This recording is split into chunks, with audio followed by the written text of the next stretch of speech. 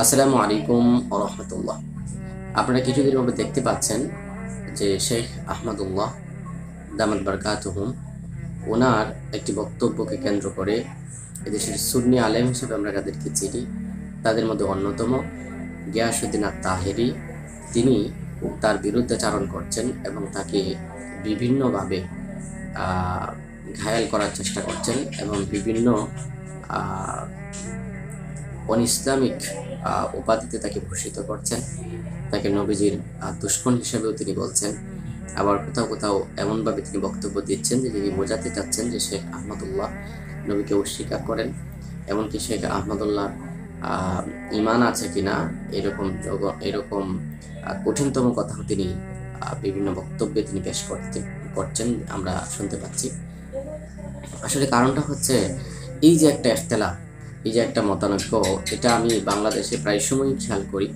সে বিষয়টা হচ্ছে এখানে যে বিষয়টা আমি একটু অনুধাবন করতে চাচ্ছি, জানি না আপনারা এই বিষয়টা বুঝতে পারছেন কিনা। সেটা হচ্ছে অনেক সময় আমরা যখন কথা বলি, কথা বলার পৃষ্ঠে একজনের প্রতি আমাদের চূড়ান্ত পর্যায়ের মায়া এবং মহব্বত থাকার পরেও আমরা তার ব্যাপারে কথা বলতে গিয়ে কোনো সময় এমন একটা কথা বলে ফেলি যেটা যিনি বলছেন যদি তার পারপাস থেকে আমরা চিন্তা করি তাহলে বিষয়টা স্বাভাবিক থাকেন, অথবা তার পক্ষ থেকে ভুলও হতে পারে বা ভুলই, কিন্তু তিনি কথাটাকে বিপরীত পক্ষ যেভাবে এই কথাটাকে গভীরভাবে মূল্যায়ন করেন এবং গভীরভাবে এই কথাটাকে খুব জঘন্যতম একটা কথায় পরিণত করেন, তিনি বলছেন তিনি কিন্তু সেভাবে বলেননি।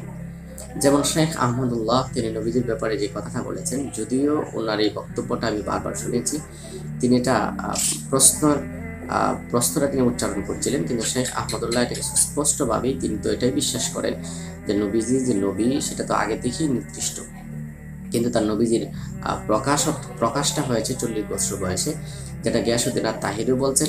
বক্তব্য কিন্তু মূলত এটাই, এবং সকল উলামায়ে কেরাম এই কথাটাই তো অকপটে স্বীকার করেন এবং স্পষ্ট একটা বিষয়। কিন্তু এরপরেও শেখ আহমদুল্লাহ সেই বক্তব্যের অংশটাকে তারা এইভাবে খুব কঠিন ভাষায় বিরোধিতা করার মূল কারণ হচ্ছে এটাই যে আসলে শেখ আহমদুল্লাহ যেভাবে কথাটা বলছেন, কিন্তু তারা সেই কথাটাকে কি করছেন যে এমনভাবে এটাকে বিরোধিতা করছেন যে তিনি নবীজিকে মানেন না। অথচ গিয়াসউদ্দিন আত-তাহেরির তো বোঝা উচিত যে যিনি একজন আলেম, যিনি নবী করিম সাল্লাল্লাহু আলাইহি ওয়াসাল্লামকে ভালোবাসেন, যিনি নবী করিম সাল্লাল্লাহু আলাইহি ওয়াসাল্লামের আদর্শে অনুপ্রাণিত এবং আদর্শ তিনি পালন করেন, তিনি আস-সুন্নাহ ফাউন্ডেশন পর্যন্ত ওনার সংগঠনের নাম রেখেছেন, এবং ওনার অতীত জিন্দেগি থেকে আমরা বুঝতে পারি বা ওনার যে কত হওয়া জিন্দেগি থেকে বুঝতে পারি যে তিনি কখনোই নবীজির দুশমন হতে পারেন না, নবীজির বিরুদ্ধাচারণকারী হতে পারেন না, এটা কল্পনার বাহিরে। কিন্তু তিনি যদি একটা কথা এমন বলেও ফেলেন যে কথাটা নবীজির বিরুদ্ধে চলে গেছে, সেটার জন্য তিনি হয়তো তওবা করবেন, যদি বলে দেখেন আমি এই কথাটা বলছি সেটা বলছি না। কিন্তু এইভাবে রিয়েক্ট করা এটা কখনোই হতে পারে না। হ্যাঁ, একটা অনিসলামিক ব্যক্তি সে যখন একটা কথা বলে ফেলে যেটা নবীজির বিরুদ্ধে গেছে, সেটা পরিকল্পিতভাবে বলছে। আর যদি কোনো ইসলামিক মানুষ এরকম একটা কথা বলে ফেলে, সেটা মুখ থেকে বের হয়ে আসছে, যদি তওবা করার মতো কথা হয় সে তওবা করবে। আমি এই ইস্যুতে না, আমি সার্বিকভাবে কথাটা বলছি। তো অনেক ইস্যুতেই দেখা যাচ্ছে যে বিষয়টা এরকম যে কোনো একটা মানুষ ভুলেও একটা কথা যদি বলে ফেলে, আমরা তাকে তওবা করার সুযোগ না দিয়ে তার সাথে গৌরবভাবে আলোচনা না করে আমরা সেটাকে মিডিয়ার সামনে এনে বিষয়টাকে একটা তুলকালাম কাণ্ড ঘটিয়ে ফেলি, যেটা সাধারণ মানুষের জন্য খুবই বিব্রতিকর এবং বিব্রতকর এবং খুবই মন্দজনক একটা বিষয়।